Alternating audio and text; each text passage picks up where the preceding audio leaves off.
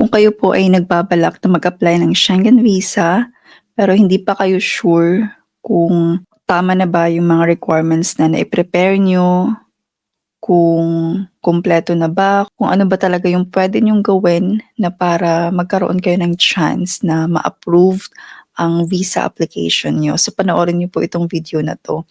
Meron po tayong sasagutin na mga questions dito galing po sa kababayan natin. Sabi niya, ito po yung message niya. I hope you're doing well. I'm planning to apply for a short stay Schengen visa to Germany from January 22 to 28, 2026 with a VFS appointment on December 22, 2025.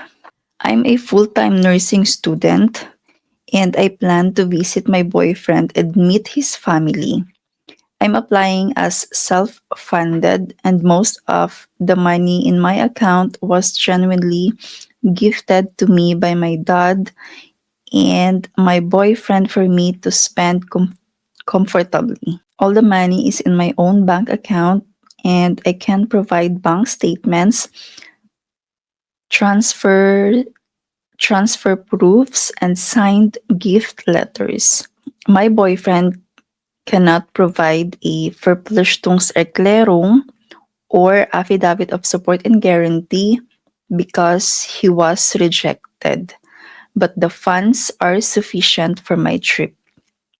I want to make sure I present my application correctly and defend it well so I don't trigger any issues with sponsorship questions. So ito yung mga questions niya. Can I apply as self-funded in this situation?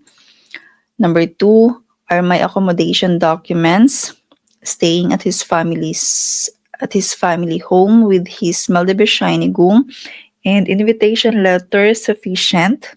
Third question, do you have any advice on how to explain the gifts clearly and strengthen my case? So, medyo mahaba-haba din itong usapan na ito. Bago ko sagutin itong mga questions ng kababayan natin, gusto ko munang i-explain sa inyo kung bakit importante itong Verpflichtungserklärung kapag mag-apply tayo ng German Schengen visa. Especially kapag kayo ay walang source of income and hindi ganun kalakas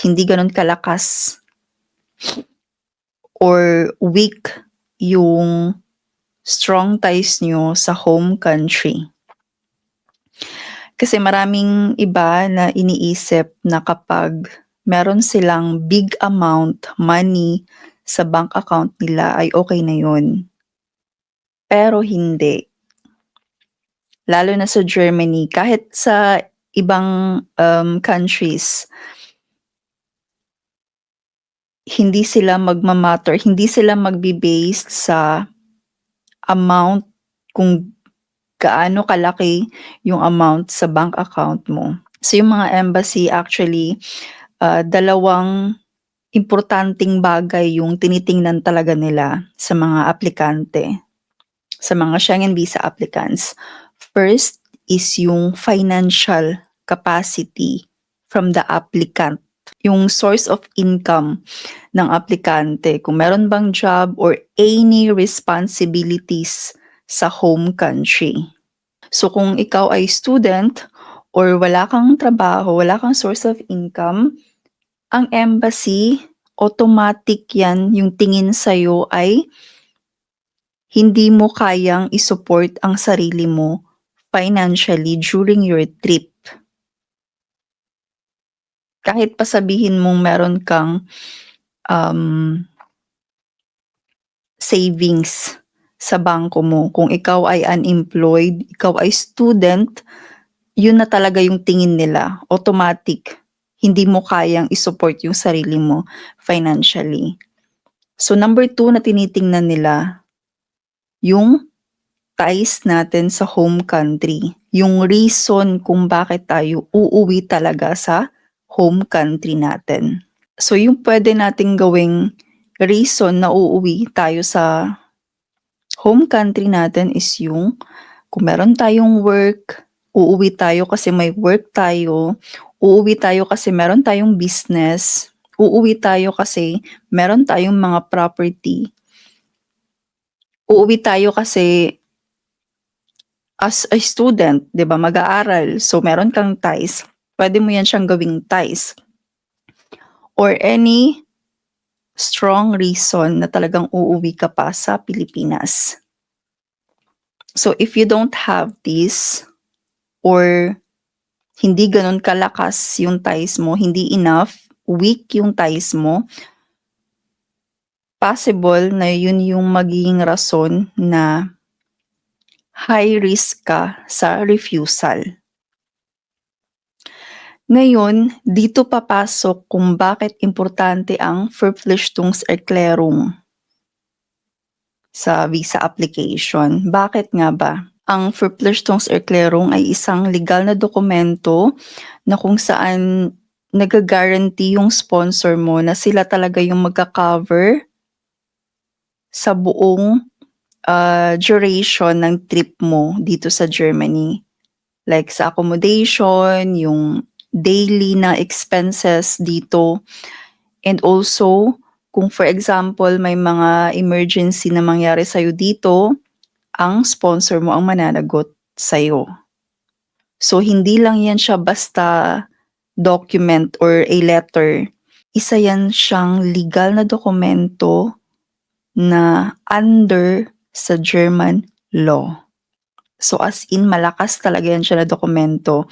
So kung hindi nyo alam, kung for example, kung may mangyari sa inyo dito, iniwan kayo ng sponsor nyo dito sa Germany, sabihin nila na wala na silang pakialam sa'yo, hayaan na lang kayo kung saan kayo matutulog, wala na kayong accommodation. So pwedeng yang Verpflichtungserklärung ang ipapakita nyo sa government para mag-complain na ganito, hindi na kayo sinuportahan ng sponsor nyo. So,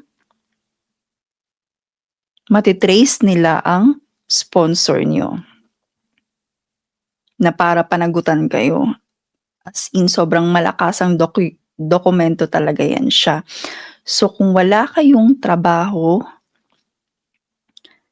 wala kayong stable na income, tapos hindi ganun kalakas yung ties nyo sa home country, ang embassy ay mag-e-expect talaga na meron kayong sponsor na magpo-provide para sa inyo ng Verpflichtungserklärung or any proof of sponsorship.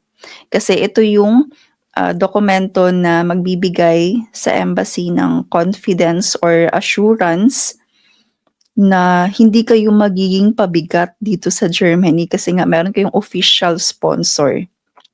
So kung wala kayo nito, wala kayong Verpflichtungserklärung, tas wala pa kayong source of income, weak pa yung ties nyo sa home country, sobrang mahirap makakuha ng Schengen visa kahit nga sa ibang country. Kahit na meron kayong pera sa bangko nyo.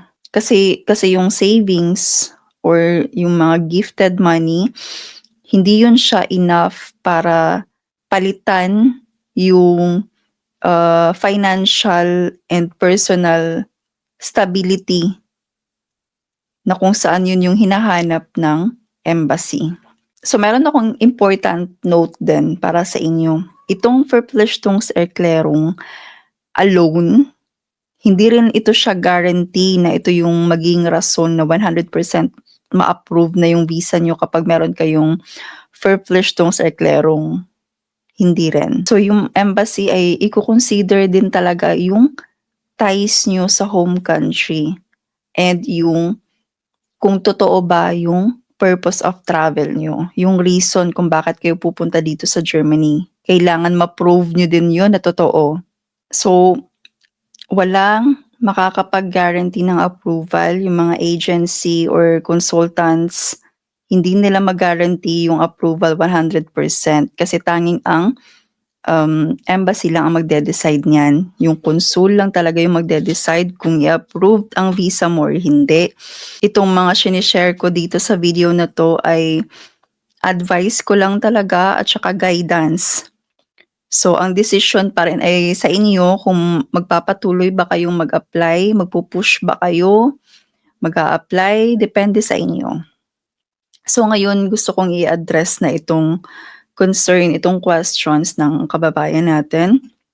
Sabi niya, "Can I apply as self-funded in this situation?" Yes, kasi student ka naman and meron kang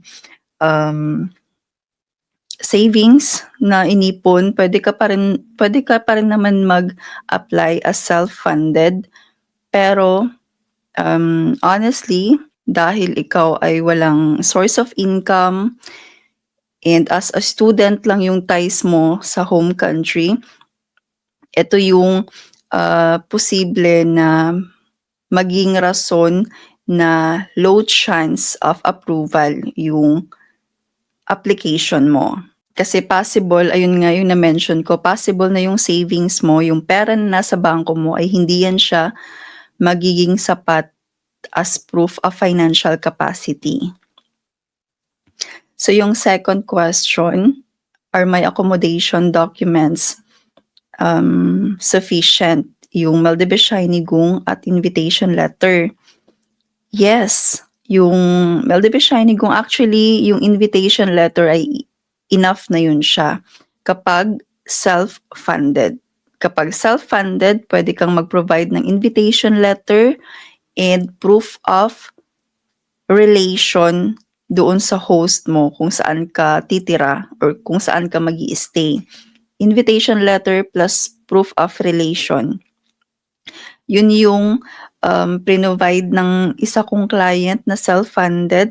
Yun yung proof of accommodation niya kasi mag-i-stay siya sa friend niya dito sa Germany. So, itong part na to about sa accommodation, hindi yan siya yung maging issue. Hindi yan siya yung issue. Ang main concern talaga dito is yung proof of financial situation at yung ties sa home country. And then now, yung third question, do you have any advice on how to explain the gifts clearly and strengthen my case? So, kailangan mo lang maging honest about sa gifts. Kasi ikaw lang din naman yung nakakaalam kung bakit yan binigay sa'yo.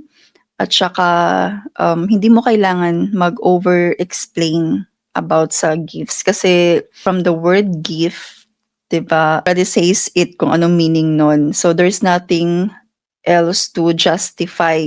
Kasi kapag mag-over-explain tayo sa letter natin, magiging ano na siya, parang hindi na siya totoo.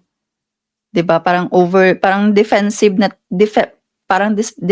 na tayo masyado sa letter natin. So, explain mo lang kung saan ba 'yun galing, bakit nila binigay sa'yo, and just include yung bank statements mo at saka kung meron kang transfer receipts and kailangan mag-match yung mga dates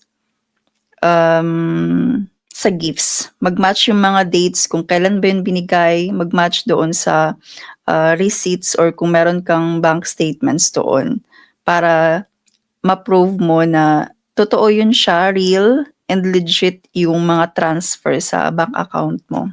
So again, itong savings or gifted money, hindi talaga yan siya pwedeng gawing replacement para sa source of income or strong ties. Ito ay ano lang siya, parang explanation lang kung saan galing yung pera mo. Pero hindi yan siya magpapalakas sa profile mo. So bago ko tapusin itong video na to, gusto kong i-share yung experience ng client ko. Actually, na-share ko na to siya full, yung story niya dito sa YouTube channel ko. I don't know kung napanood mo na ba to. So yung boyfriend ng client ko dito sa Germany, hindi rin siya nakakuha ng Verpflichtungserklärung dahil nga hindi sapat yung source of income niya dito. So sabi ko sa client ko na kapag makakuha ka ng Verpflichtungserklärung, magkakaroon ka ng chance na ma-approved yung visa application mo kahit na hindi pa sila nagkikita. Yun yung sabi ko sa kanya, kahit na hindi pa kayo nagkakita ng partner mo, possible na ma-approve pa rin yung visa mo kapag meron ka nito. Possible lang ha. Sinabi ko lang na may chance. Hindi ko sinabi na 100%. So, ang ginawa nila, nag-ask sila sa friend ni boyfriend dito sa Germany na yung friend ang kukuha ng Verpflichtungserklärung para sa kanila. And nag-prepare sila ng personal agreement para at least ma-reassure yung friend ng boyfriend niya. So, nakakuha sila ng Verpflichtungserklärung. So, yung friend niya ang kumuha ng Verpflichtungserklärung, pero si boyfriend ang kumuha ng Affidavit of Support and Guarantee. Kasi sa Affidavit of Support and Guarantee naman, pwede kahit bank statements lang yung ipapakita sa Philippine Embassy. Kahit na walang payslips. As long as meron kang bank statements, makita doon na merong savings, walang problema. Makakakuha talaga ng Affidavit of Support and Guarantee. So nakakuha si boyfriend nun, Affidavit of Support and Guarantee. Hindi kailangan ng proof of income. So ang ending, nakapag-travel yung client ko. 2 times siyang nakapag-travel dito sa Germany na the same yung process. Si friend ni boyfriend ang kumuha ng Verpflichtungserklärung, si boyfriend ang kumuha ng Affidavit of Support and Guarantee. And actually, they are scheduled na to get married in Denmark. Ako po yung nag-assist sa kanila para maikasal sa Denmark this coming December 2025. So, possible yun na maging successful kahit na iba yung kumuha ng Verpflichtungserklärung at iba din yung kumuha ng Affidavit of Support and Guarantee. So, sa Schengen visa application po, case by case po talaga. Possible na ma-approved ang application mo kahit na wala kang Verpflichtungserklärung. Depende talaga yan sa situation. Possible din na ma-denied or ma-refused ang application mo kahit na meron kang Verpflichtungserklärung, lalo na kapag weak yung ties mo sa home country at hindi mo na-justify ng maayos yung purpose of travel. Parang hindi totoo yung purpose of travel mo. Yun. So, overall talaga, yung approval ay magdedepende lang talaga yan sa situation or sa case ng applicant. Paano mo i-present yung application mo, kung kumpleto ba yung requirements mo, and kung totoo ba talaga yung purpose of travel mo. So I hope nakatulong po itong video na to para sa preparation ng Schengen visa application nyo. Kung meron po kayong mga questions or clarifications or suggestions, i-comment nyo lang po. And pwede din po kayong mag-send ng email sa rootstravel@web.de. Thank you po for watching. Bye-bye.